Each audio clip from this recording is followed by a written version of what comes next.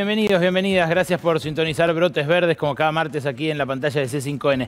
Noche, como decía recién Dugan, cargadísima de información. Me voy a tener que tener paciencia con la voz, que la tengo un poco deteriorada, pero créanme que hay mucha información fresca, nueva, que viene de Washington y que tiene que ver con tu bolsillo. Atención, hasta las 12 vamos a estar con el hashtag Brotes Verdes, intercambiando justamente allí entre todos, toda la comunidad de televidentes, lo que quiera en redes sociales, hashtag Brotes Verdes, ahí en Twitter y en Instagram.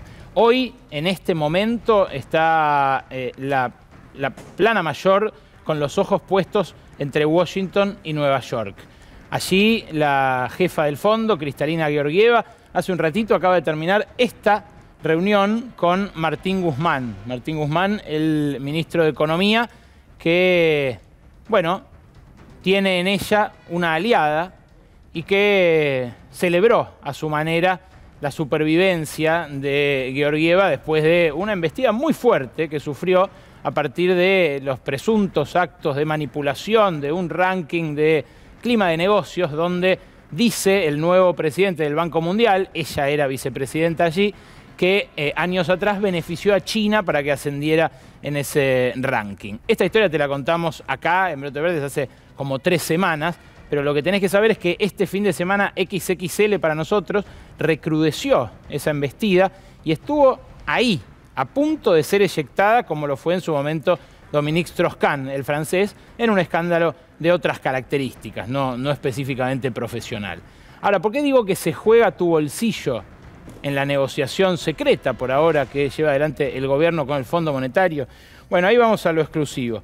Esta reunión que tuvo Guzmán con Georgieva fue una de las 2 importantes, otra la tuvo con el Tesoro de Estados Unidos, no con la secretaria del Tesoro, con Janet Yellen, sino con su asesor, con David Lipton, a quien ya había visto, fíjense ustedes con qué mal semblante, allí cuando se encontró en julio con la secretaria del Tesoro de Joe Biden. Ese hombre que está al lado de la mujer de canas es David Lipton, el que se parece a Zamora, como dijo la vez pasada nuestro camarógrafo Pedroso. Ese hombre, David Lipton, fue uno de los que le dio la montaña de dólares a Mauricio Macri para que fuera reelecto. Él era el número 2 de Christine Lagarde y fue eyectado del Fondo Monetario precisamente por ese acuerdo que contravino todos los acuerdos, todos los convenios constitutivos, todos los estatutos del fondo, porque Donald Trump quería que Macri fuera reelecto. Bueno, ahora, avatares del establishment norteamericano, Lipton está como demócrata, halcón demócrata que es, al lado de Janet Yellen, una mujer que a priori podría parecer favorable a Guzmán porque está casada con quien recibió el premio Nobel junto con Joe Stiglitz, que es el padrino académico de Guzmán, pero que sin embargo le volvió a prodigar algo de frío al ministro en la jornada de hoy. No lo vio personalmente, lo recibió David Lipton, el hombre que la mira allí en esta foto de julio. ¿Qué es lo que tengo de Estados Unidos, de lo que pude conversar esta tarde? Bueno, no estamos cerca, pero tampoco rompimos, me dijeron, no estamos cerca del acuerdo con el Fondo Monetario. Lo que estima el gobierno es que este acuerdo se va a producir a principios del año que viene. A principios del año que viene quiere decir entre enero y marzo, porque en marzo ya se produce un vencimiento impagable, como todo el perfil de vencimientos que dejó Mauricio Macri. Y lo que falta es que el Fondo Monetario ceda en las condiciones draconianas, leoninas, que impone tradicionalmente su staff. Y que más allá de que Georgieva le pueda tener simpatía o no a Martín Guzmán, son las mismas condiciones que ya les mostramos acá. Acaban de firmar también Senegal, acaba de firmar Ucrania, acaban de firmar los países que celebraron stand-by durante la pandemia. ¿Qué más me contaron? Bueno, el Fondo Monetario reconoce que la Argentina tiene que crecer, que tiene una crisis social, que necesita crear empleo para que ese crecimiento sea repartido de manera más o menos justa, pero necesita también un sendero de repago de esta deuda monumental de 45.000 millones de dólares que dejó como herencia Macri. Dicen que es gradualismo, que lo que piden no es shock. ¿Te suena? Sí, ¿no? Bueno, Estados Unidos, dicen los negociadores del gobierno argentino, no quiere lío en la región, ya tiene bastante con Colombia, con Perú, con Ecuador, con Uruguay, donde viene habiendo también marchas monumentales contra la calle Pou, poco difundidas acá, pero realmente muy, muy populosas. Y lo que sí le preocupa, y lo expresó hoy la economista jefe del fondo, es la inflación. Quieren un sendero de reducción de la inflación, los que tuvieron hoy esta serie de reuniones, insisto, de altísimo voltaje político y económico en Washington durante lo último de la jornada de hoy. Viajó Mansur, el nuevo jefe de gabinete, está viajando en estas horas, no a Washington, sino a Wall Street, y ahora vamos a ir a él, porque, claro, lo que ocurrió hoy al mediodía también fue de altísimo voltaje político, pero fue acá en Buenos Aires, en la Casa Rosada. Alberto Fernández se vio con algunos de los más importantes empresarios de la Argentina. Ahí tienen la foto. Están sonrientes Alberto Fernández, Sergio Massa, Juan Mansur, y al lado de Mansur, fíjense ustedes al final de la foto, Guado de Pedro, ministro del Interior y representante allí de la cuotaparte kirchnerista, como me dijo hoy un importante referente de ese sector, dentro del Frente de Todos. Ahí se los vio a Marcos Bulgeroni, a Francisco de Narváez, a quien van a ver ahora allí. Estuvo a su lado Marcelo Mindlin, ahí en primer plano, el zar de la energía. Estuvo Hugo Ernequian, estuvo Javier Madanes Quintanilla, el dueño del aluminio aquí en la Argentina, el hombre de Aluar. ¿Y qué dijo el presidente allí? Va a haber acuerdo sí o sí con el Fondo Monetario. Les digo textualmente la versión de uno de los empresarios que acabo de mencionar, es off the record, es uno de estos. Dijo, nos prometieron que va a haber acuerdo sí o sí con el Fondo Monetario, que se van a convertir aceleradamente los planes sociales en empleo genuino o privado, y nos juraron amor y acercamiento al sector privado durante lo que queda del mandato. Esto, que ya lo venía haciendo en voz baja el nuevo jefe de ministros, el ministro coordinador Juan Mansur, que tiene muchos le vieron solamente el volumen político, como repitieron hasta el cansancio de sus voceros, la capacidad de gestión. Pero lo que aportó Mansur, más que votos o más que gestión, es contactos con el establishment de todo tipo. Esto es lo que también confirman ahora que empezó a sentarse las fuentes oficiales que pudimos consultar. Bueno, Mansur se va a sumar a la gira de Martín Guzmán, que hoy terminó las reuniones importantes ahí en Washington, se va a Wall Street, y ahí en Wall Street es donde se le va a sumar el nuevo jefe de gabinete. ¿Qué más de Estados Unidos? Bueno, ¿por qué el acuerdo va a ser el año que viene y ya no este? Lo que les explicó el presidente a los empresarios es que lleva como mínimo 2 semanas el tratamiento acá en el Congreso, otras 2 semanas el tratamiento allá en el board del Fondo Monetario, en el directorio, y que, bueno, eso ya es un mes, más la campaña electoral, más las elecciones, en fin. ¿Por qué te digo que se juega tu bolsillo acá?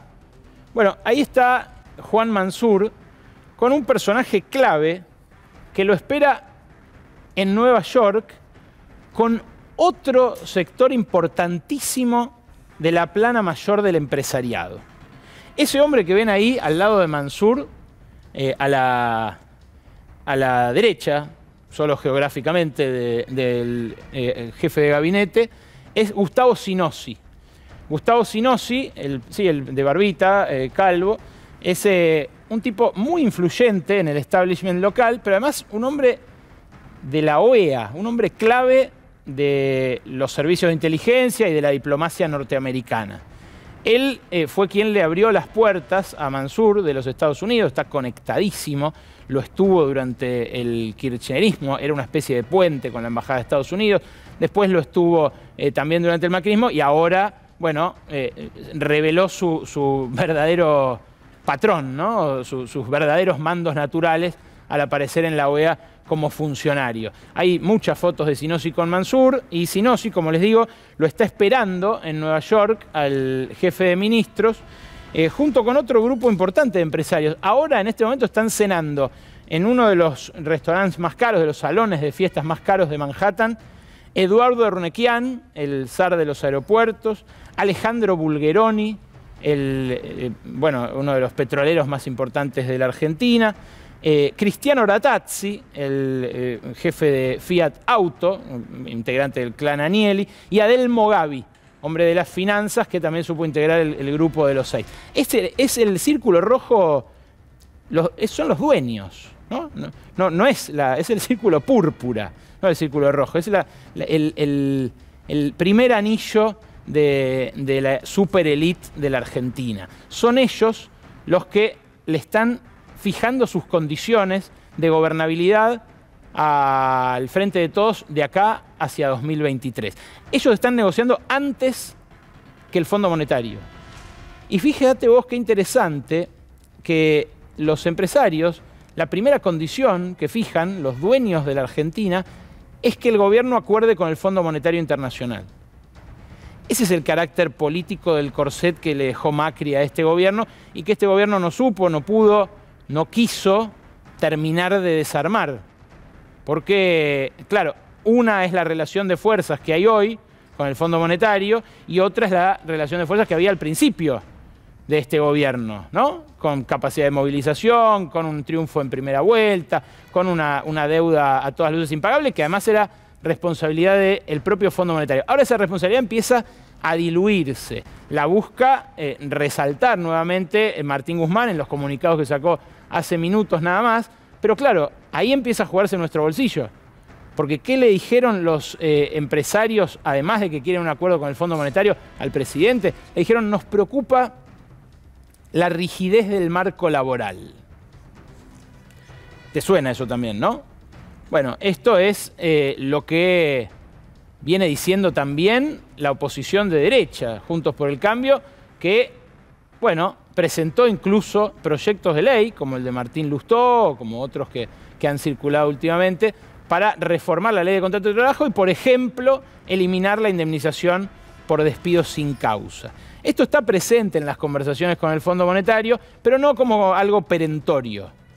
Lo que sí le interesa al Fondo Monetario es que Argentina ajuste el gasto, que deje de emitir pesos para financiar ese gasto y que suba también la tasa de interés para remunerar mejor a los dueños de los pesos que, bueno, están cobrando una tasa jugosa porque se mantienen, entre otras cosas, las LELIQs.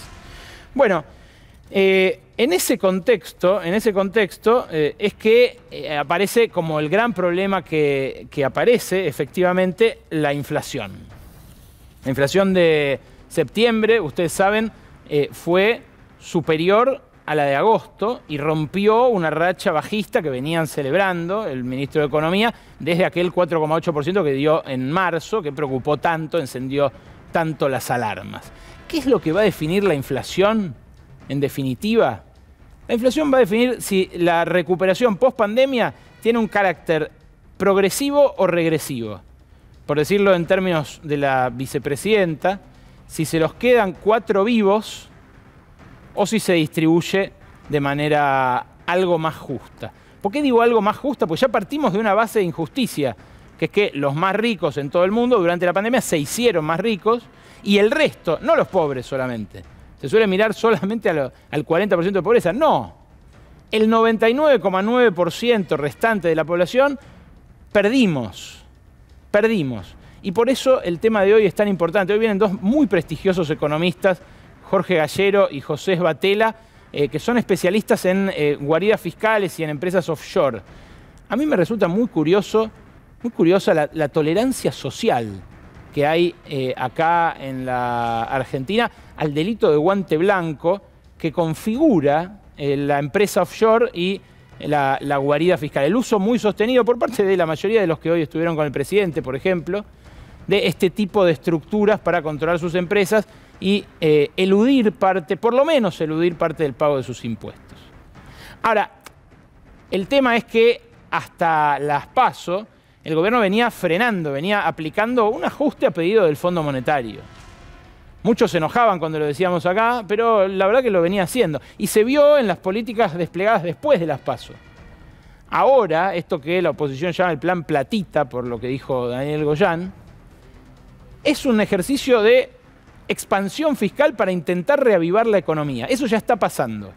Ya está el refuerzo del salario familiar que anunciaron la semana pasada, está el alivio de ganancias, está la moratoria para que se jubilen los que no tienen la edad todavía para jubilarse, está la moratoria para las mujeres que tienen hijos y que no tuvieron aportes para que también se jubilen, está el refuerzo de la tarjeta alimentaria, hay muchas medidas que se desplegaron y que, bueno, la oposición denuncia que son electoralistas, soslayando que Macri en 2017 dio 2,5 millones de créditos Argenta entre las PASO y las generales solamente para ganar esa elección, cosa que consiguió. Había perdido las PASO y las dio vuelta en las definitivas de 2017.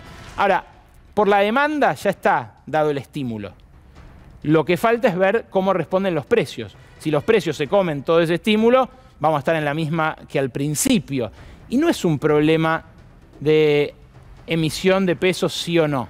Es un problema de cómo se enfrenta el problema inflacionario, cosa que vamos a hablar ahora también con los economistas que nos vienen a ver. ¿Qué dispuso el gobierno? Reemplazar a Paula Español por Roberto Feletti. Y ahí una primicia que tenemos para ofrecerles a ustedes. Mirá, a esta hora, 23:15 más o menos, una novedad que todavía no se conoce. Roberto Feletti vuelve con una conocida del Gabinete Nacional que ahora va a ser subsecretaria de Estado. Vuelve Débora Giorgi al gabinete, quien fuera la ministra de la Producción durante el último tramo del gobierno de Cristina Fernández de Kirchner y que fue compañera de Feletti en La Matanza durante todo el macrismo. Recordarán ustedes, Feletti fue secretario de Hacienda en La Matanza y Débora Giorgi fue secretaria de la Producción. Bueno, lo que me confirmaron hace instantes nada más es que en la Secretaría de Comercio va a recalar Roberto Feletti, ustedes lo conocen bien, aquí de la pantalla de C5N, pero también Débora Giorgi debajo suyo para estudiar las estructuras de costos, para darle otro abordaje paralelo a la pelea contra las alzas de precios. Esta es la batalla decisiva que libra el gobierno. No tiene final asegurado, pero es donde en definitiva se va a jugar, como les decía, quién termina beneficiado por el rebote post-pandemia, que ya se está dando, pero en forma insular, con algunas personas que lo están viendo, que están sintiendo en carne propia, y con muchas otras que no. Lo que hay en definitiva es una cinchada distributiva, y eso es lo que fueron a conversar los dueños de la Argentina hoy con el presidente Alberto Fernández. En esa cinchada distributiva es que se juegan nuestros bolsillos, porque la inflación, es cierto, se puede intentar bajar como la intentó bajar el Fondo Monetario de la mano de Mauricio Macri. No funcionó aquel abordaje. ¿Y cómo terminamos? Con los sueldos 23% por debajo del momento en el cual asumió Macri, en términos reales. Ahora, si este abordaje, el abordaje heterodoxo, va a funcionar, todavía no lo sabemos. Tampoco sabemos siquiera si va a ser ese el abordaje que tenga el gobierno. Feletti dijo que sí. La impronta, la trayectoria de Débora Giorgi también sugiere que sí. Pero del otro lado está el Fondo Monetario. Y para el Fondo Monetario la inflación es un problema macroeconómico, igual que para esos empresarios que acabas de ver, y así lo expresaron todos los miembros del staff que estuvieron hoy con los funcionarios argentinos. Es una visión diferente desde lo teórico, pero también desde lo práctico, porque el Fondo Monetario, cuando entra en los países, cuando celebra un acuerdo, se mete en todo. Y es muy probable que si vuelve a subir la carne y el gobierno tiene que disponer un freno a las exportaciones de carne, bueno, quizás lo acepte Julián Domínguez, que cuando vino acá hace 2 semanas dijo, vamos a tratar de flexibilizarlo. Ahora, ¿lo aceptará el Fondo Monetario? ¿Habrá que ir a pedirle permiso a Kristalina Georgieva cada vez que haya que tomar una medida para intentar frenar la inflación con otras vías? ¿Habrá que ir a pedirle permiso a Kristalina Georgieva para tomar cualquier determinación que afecte los intereses de los empresarios que piden el acuerdo con el Fondo Monetario como garantía para sus negocios y para invertir también, para generar empleo? Bueno, son los límites de lo que Juan Carlos Torre, el sociólogo que citábamos la vez pasada, detectó para la inversión privada. La inversión privada, lamentablemente, no está generando empleo en la Argentina, diría yo, desde hace 10 años.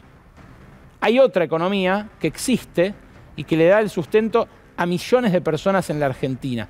Esa economía, la economía popular, es una economía que el Fondo Monetario no entiende y no le cabe en los modelos ni en los esquemas. ¿Tendrá lugar en el gobierno del Frente de Todos después de que se firme el acuerdo con el Fondo Monetario?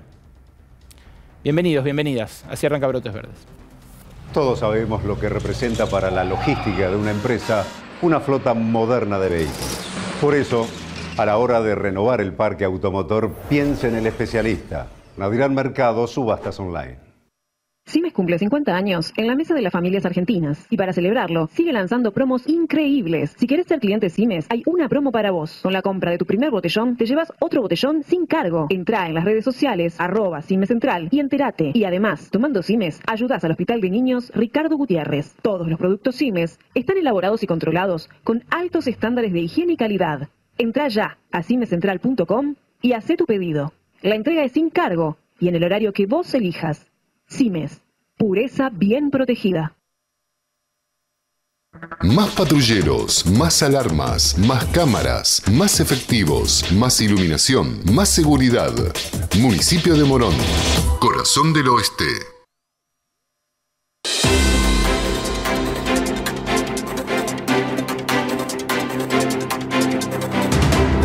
Buenas noches, esto es Órbita Noticias, un noticiero intergaláctico con el ojo puesto especialmente en el planeta Tierra. Vamos a las noticias. En nuestro país preferido del planeta azul, la República Argentina, se da un fenómeno muy curioso. Mientras los precios de los alimentos no paran de subir, los casos de coronavirus no paran de bajar. Por esa razón, los argentinos de a poco vuelven a la escuela, al trabajo, a la cancha y también a practicar turismo. Salimos a las 11 de la mañana de Mar de Ajó. Son las 8 de la noche. Con una parada de aproximadamente 30 minutos. Qué placer manejar un montón de horas para descansar unos pocos días en un punto turístico colapsado de gente. Los terrícolas se dan los gustos en vida. Pero además, el turismo es una industria que genera muchos puestos de trabajo. Lamentablemente, no todos tienen la posibilidad de irse de vacaciones. Por eso, el gobernador de la provincia de Buenos Aires propuso lo siguiente. Acabamos de establecer un programa con viaje de egresados gratis para 220.000 chicos y chicas en toda la provincia de Buenos Aires. Bueno, ahora la juventud va a poder tener su viaje de egresados en vez de quedarse en casa mirando videos de Milei. ¿Todos contentos? ¿Todos? No, una pequeña porción de la población se resiste a que los pibes tengan su viaje de fin de curso. El mamarracho de Axel Kicillof para tratar de comprar el voto joven, regalándole el viaje de egresado. No, ya son pornográficos estos tipos. ¿O no? Bueno, en algo tiene razón. Si le ponen pornografía en el viaje de egresados, seguramente va a haber una bruta fiesta de la nieve. Y eso quizás sea demasiado. En fin, uno de los que salió a criticar duramente la medida es el candidato a diputado por la provincia de Buenos Aires, Diego Santilli. ¿Y ahora regalan viajes de egresados?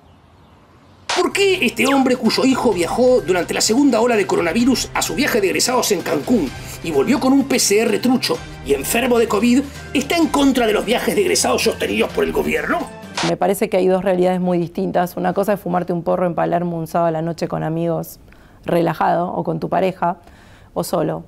Y otra cosa es vivir en la 2124, en Zabaleta, en la 1114, rodeado de narcos y que te ofrezcan un porro. Los despedimos con el pronóstico para la semana que viene. Si van a realizar un viaje de egresados, fíjense de verdad que hayan terminado las clases o si no terminaron ustedes en la clase social equivocada. Soy Hugo Neptuno y esto fue Órbita Noticias.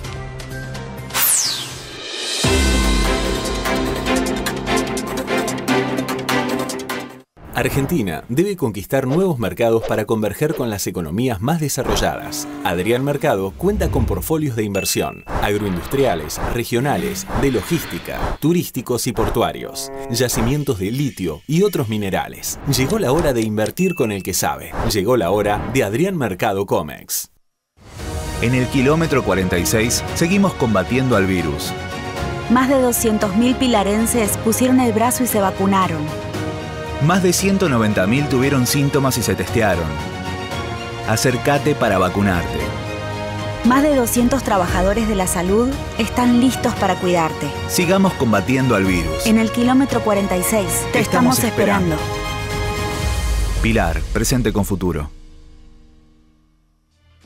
La semana pasada, en la revelación de los Pandora Papers, Argentina figuró tercero en cantidad de beneficiarios finales de cuentas en guaridas fiscales no declaradas ante el fisco. Estuvo primero Rusia, después Gran Bretaña y después Argentina. Ustedes me preguntarán, ¿guarda relación eso con el tamaño de nuestras economías? No, en absoluto. Hoy nos acompañan Jorge Gallero, exdirector del CEFIDAR, uno de los máximos especialistas del país en guaridas fiscales, en empresas offshore, y José Sbatella, que fuera jefe de la unidad antilavado de la UIF y antes jefe de la Comisión Nacional de Defensa de la Competencia, del organismo antimonopolios. Me parece que hace mucho que no se los ve en televisión, así que realmente les agradezco por haber venido. Es un honor que estén en Brotes Verdes. Bueno, gracias a vos. ¿Es una manía argentina, Jorge, la de las offshore? ¿Una manía del establishment del 1% argentino? No, es un problema universal a esta altura del partido. Argentina fue precursora, porque tuvo una muy vieja y histórica reacción al populismo que desembocó en una serie de frustraciones muy grandes y enconos y polarización que llevó muy rápidamente a los sectores dominantes, al establishment, a volcar hacia afuera, a evadir y poner a buen resguardo afuera capitales usando el sistema incipiente de paraísos desde hace mucho tiempo. ¿Cuánto más o menos? Fue precursor. Y esto empezó después de la Libertadora, digamos, muy marginalmente, pero desde los 60 se hizo muy fuerte. Y desde los 75-80, desde el proceso, hasta la hegemonía de Thatcher-Reagan y la explosión del sistema financiero internacional desregulado y todo el sistema de guaridas fiscales que ocurre en ese momento, o sea, la apoteosis de la guarida se desata 70-80. Bueno, a ese momento Argentina, que venía con buena experiencia, escaló, ¿no?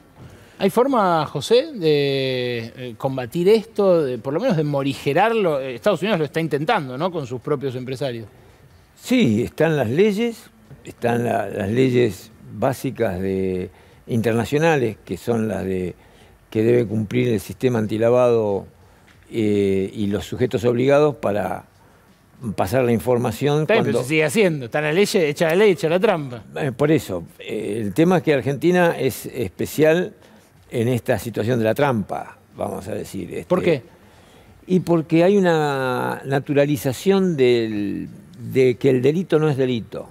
Esta es la visión que uno ve no solo en los sectores dominantes, que han justificado públicamente, incluso el anterior director, el presidente de la UIF, que me reemplazó a mí en el 2015, lo primero que dijo era que era natural que los ciudadanos argentinos que tuvieran excedentes los llevaran afuera porque acá había inestabilidad y después el expresidente Macri dijo que era natural que se enriquecieran los que la única posibilidad de sobrevivir un negocio era evadiendo. Bueno, no solo ellos dos, también el exministro de Economía Nicolás Dujovne. ¿Tenés la etapa de noticias de aquel momento, Rodo? Porque tenemos una etapa, ahí está, mirá. Lo que reveló en su momento Nicolás Dujovne, que también en simultáneo salió en el cohete a la luna por parte de Horacio Berbisky, es que blanqueó fondos que tenía sin declarar por un monto que le habría valido la cárcel en caso de que lo hubieran detectado. Hay gente que nos está mirando que seguramente sabe que hubo pocos, pero hubo algunos empresarios que fueron a la cárcel, efectivamente, pero que casualmente eran empresarios dueños de medios de comunicación críticos de aquel poder. Exactamente. A él no le pasó, ¿no? Claro, bueno, esa es la situación. En realidad, la naturalización incluso a nivel popular, de que evadir es lo normal y que nadie se puede sobrevivir económicamente en la Argentina.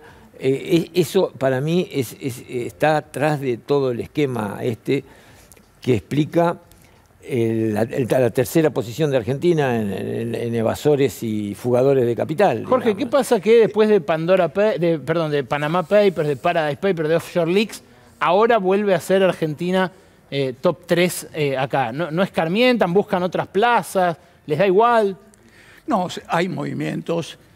Los bancos globales que juegan con esto y las guaridas más serias, entre comillas, se sacan encima a los minoristas, ¿En qué al sentido? chiquitaje, las cuentas relativamente pequeñas que no se mueven, y obviamente tratan de quedarse con la crema, los grandes clientes, que son las corporaciones multinacionales y las locales también, que ya operan a esta altura, en general en toda Latinoamérica, pero muy particularmente en Argentina. La vieja gran burguesía nacional opera como las transnacionales a estos efectos.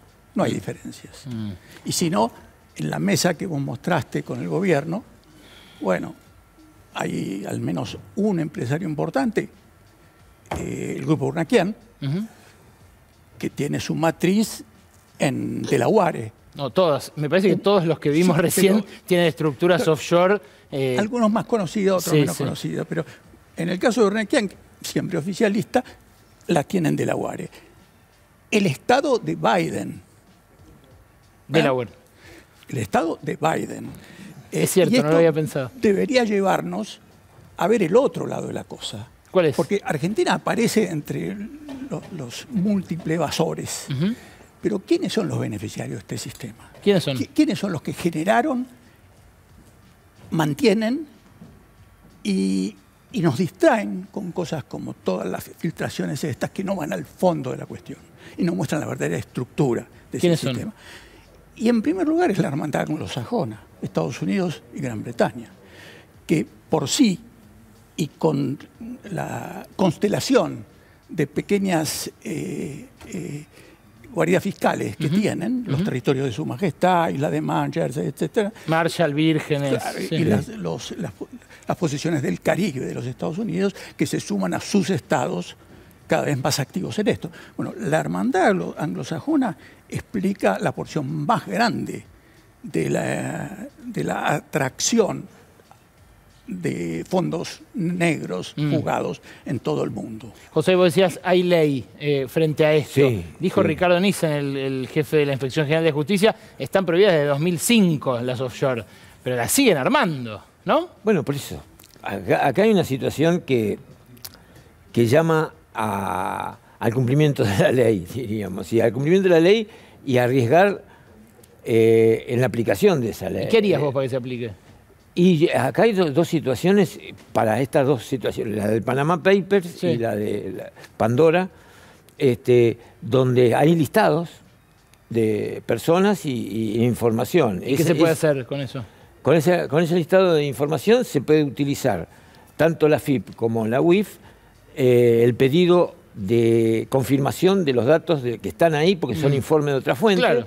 Bueno, lo que tiene la FIP por ahora es una investigación sobre 3.000 cuentas de residentes argentinos alrededor del mundo, gente con altos patrimonios que declaran una cuenta afuera, pero con un monto muy inferior al que reportan los países que intercambian información, o omitieron directamente declarar estas cuentas. En fin, hay 3.000 cuentas que están siendo auditadas en este momento, ya 20 contribuyentes a quienes los bajaron del blanqueo de 2016 y a ellos solos les cobraron 600 millones de pesos en impuestos evadidos. Por eso yo me imagino es la punta del iceberg. Bueno, la punta del iceberg. Pero la punta del iceberg implica no solo eso, sino que si yo no tengo el listado, veo que hay información de fondos que están depositados que no fueron declarados. La de mínima es pedir una cautelar y embargarle los fondos hasta que se termine la investigación. Que no puedan mover los fondos, porque acá ni la prisión les importa a ellos, porque las prisiones en delitos económicos lamentablemente son pocas y es difícil llegar, pero sí se puede congelarle los fondos hasta que se termine. Como los delitos económicos duran 12 años en Argentina, puede ser que tarde 12 años embargado, pero por lo menos esa sanción se puede intentar, más allá de que la justicia argentina es proclive a no actuar en los casos de delitos económicos o de prolongarla, ¿no? Es decir, ahora seguimos, Jorge. Lucía Isikoff nos trae un informe sobre el cual también quiero que participen ustedes, sobre la voluntad de dialogar que muestran los distintos sectores de la política. Ya vimos, arrancada la campaña hacia el 14 de noviembre, que algunos directamente ni siquiera se quieren sentar a conversar. ¿Es así, Lucía? Buenas noches. Es así, Ale, buenas noches. Y de lo que vamos a hablar hoy es de los puentes rotos y la pregunta que preocupa hoy en la política, que es ¿con quién va a dialogar el Frente de Todos, el oficialismo, después de noviembre? Es una pregunta con respuesta en construcción, porque obviamente todavía falta una elección y no se sabe cómo va a ser el escenario, pero lo que se empieza a armar, lo que se empieza a configurar, es justamente un escenario de poca voluntad de diálogo, poca voluntad de acuerdos políticos por parte de la oposición, lo que complejiza mucho el panorama. Empezamos mirando lo que decía Sergio Massa con el colega Iván Jagroski este fin de semana. Decía Massa, después de las elecciones vamos a llamar a un gran acuerdo con la oposición. Esta es la voluntad de Sergio Massa, que también decía, bueno, hoy la oposición relativicemos las posturas que están teniendo porque ellos están en campaña y después de la campaña van a querer dialogar o algunos sectores lo van a querer hacer.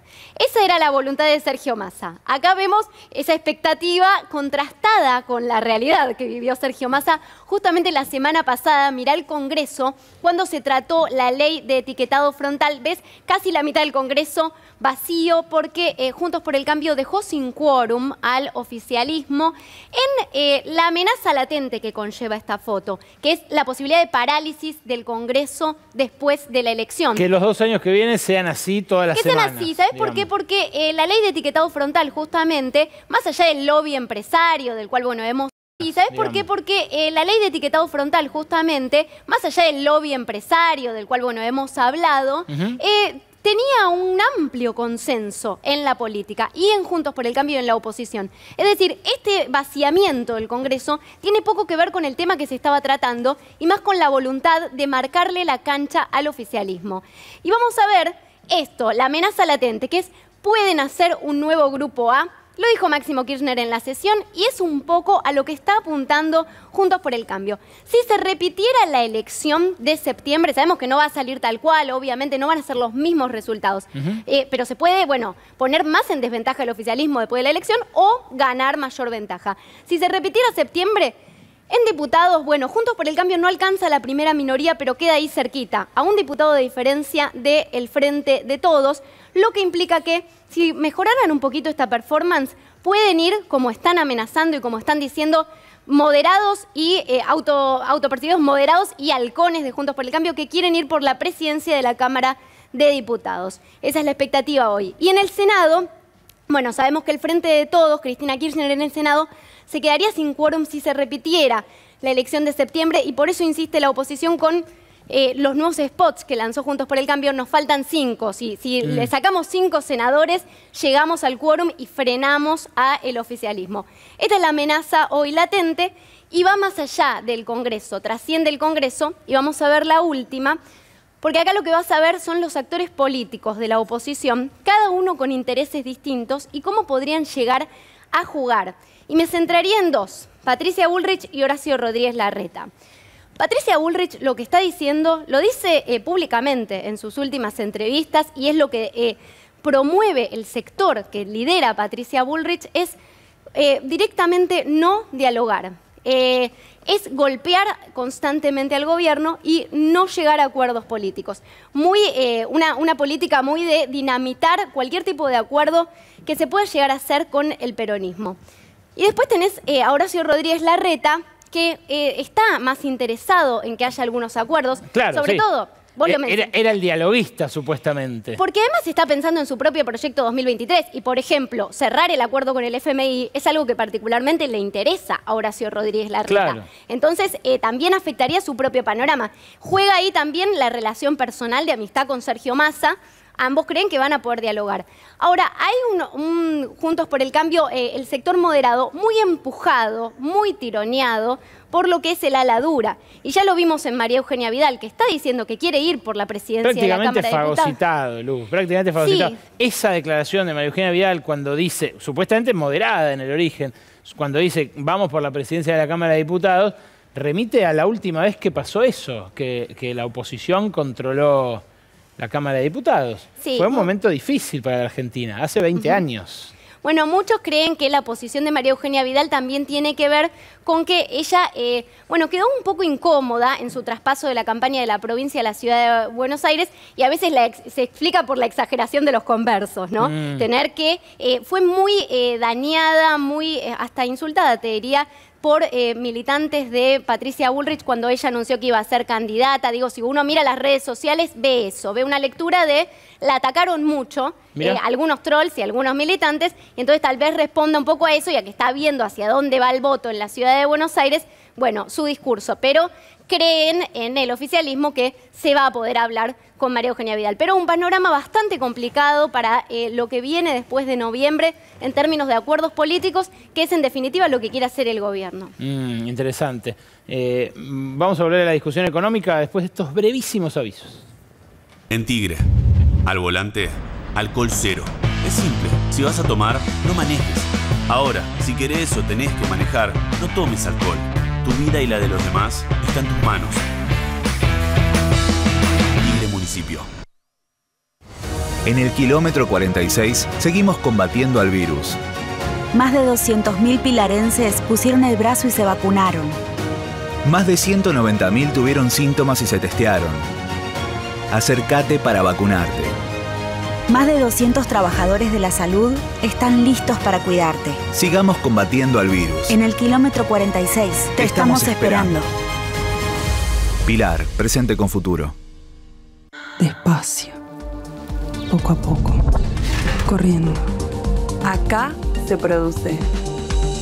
Banco Provincia. Hablábamos de inflación y los quiero incorporar también a Gallero y a Sbatella en este tema. Sí. ¿Es un problema estrictamente macroeconómico la inflación, Jorge?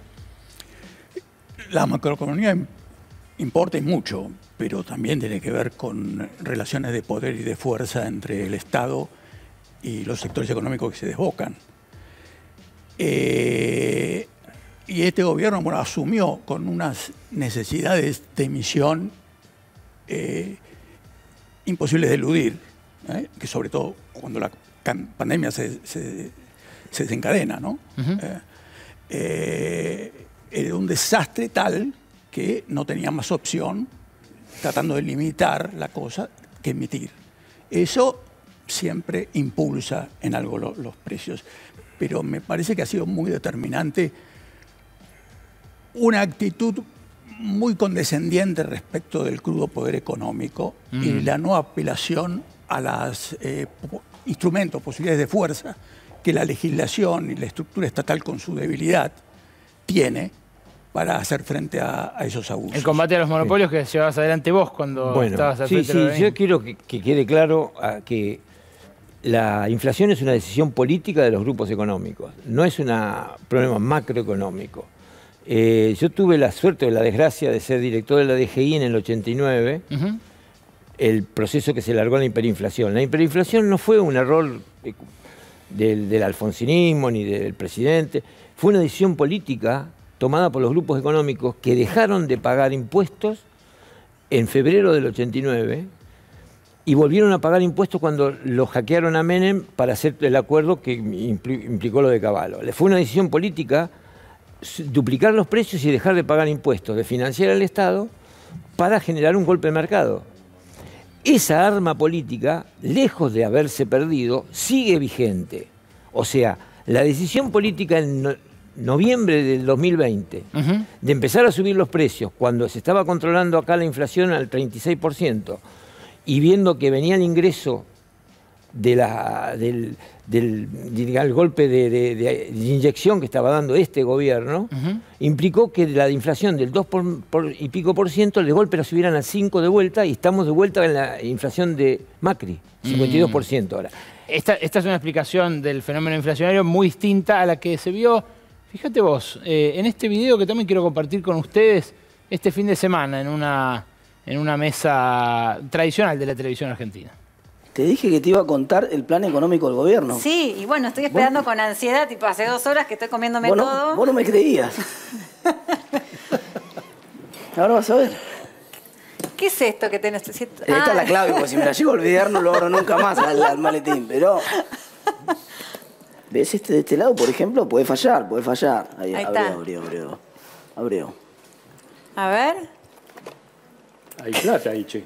¿Vos ahí en la cámara no nos votaste para las elecciones? Ahí sale. Genial. ¿Vos no nos votaste? Por favor. Vos no nos votaste. Se acabó la plata. Tengo más para cargar todavía. Sigue saliendo, sigue. Va. Bueno, más allá de lo desagradable que resulta ver a gente, como dijo acá el fin de semana Feletti, enjollada, toda así vestida, con una camarera ataviada como una empleada doméstica de hace 100 años, de uniforme, revoleándose billetes en una jarana, mientras la gente efectivamente, mucha no vio un billete de esos de 1000 pesos. Lo que encierra esta imagen que acaba de ver es que es la maquinita, la inflación. Pero ¿quién devaluó el peso? Acá lo tenemos bastante gráfico. En 2017, un billete de estos de $100 se podía comprar con estos pesos. Valía 16 y pico, 17 mangos el dólar. Esto era el valor del peso a mediados del gobierno de Macri. Apenas 2 años después estaba 62. Es muy parecido a lo que pasó después de la convertibilidad, que se fue de 1 a 4, después bajó a 3. O sea, de 1 a 3, bueno, acá de 16 a 62. Para comprarte uno de estos, de $100, tenías que oblar todos estos pesos. Y en 2021 es mucho más caro el dólar, pero no tanto como lo terminó resultando de 2017 a 2019. O sea, aún con la pandemia y con la mega crisis económica que tuvo el gobierno de Alberto Fernández, pasó a valer 100 mangos. Este es el oficial. Podría tomar el blue y que esto fuera 185, lo que vale hoy el blue, pero lo tendría que comparar con 85 que valía acá, no con 62, porque Macri ya dejó un dólar blue porque había instaurado el cepo. Esta devaluación de tu sueldo, esto, entre 2017 y 2019, no pasó mientras imprimían grandes cantidades de pesos y se la tiraban a la marchanta, así como mostró recién Tetaz. Lo que pasaba en ese momento es esto. Había una aspiradora de pesos que se chupaba a todos, ¿eh? Todos.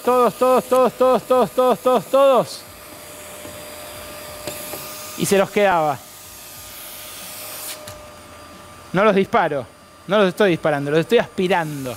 Eso es lo que hicieron entre 2017 y 2019. Y aún así, la inflación fue récord. José,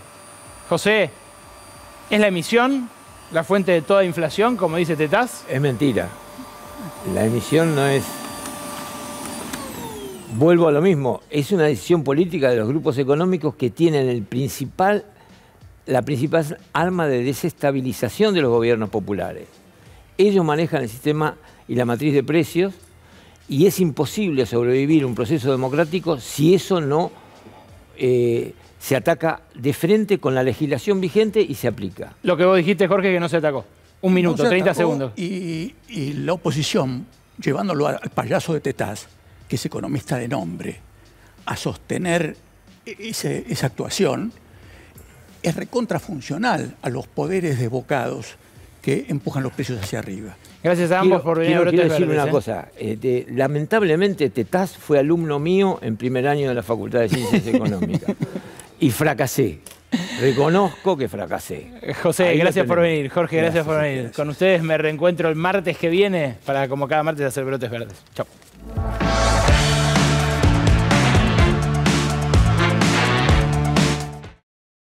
A amar y a vivir mejor.